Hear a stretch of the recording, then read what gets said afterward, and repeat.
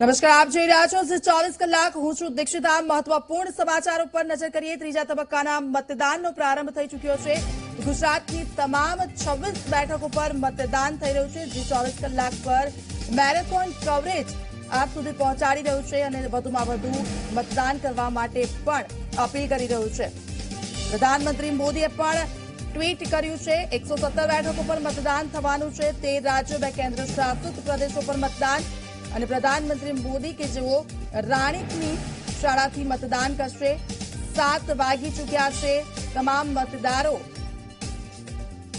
Booth પર આવી ચડ્યા છે. સાથે સાથે પીએમ મોદીએ પણ ટ્વીટ કર્યું છે. લોકોને વધુમાં વધુ અપીલ કરવા માટે થઈને ટ્વીટ કરવામાં આવ્યું છે. ત્રીજા તબક્કાનું મતદાન ખૂબ જ મહત્વપૂર્ણ મતદાન, કારણ કે 117 બેઠકો પર મતદાન યોજાવાનું છે. 13 રાજ્યો, 2 કેન્દ્ર શાસિત પ્રદેશ પર મતદાન થવાનું છે. ખૂબ જ મહત્વપૂર્ણ તબક્કો મતદાનનો.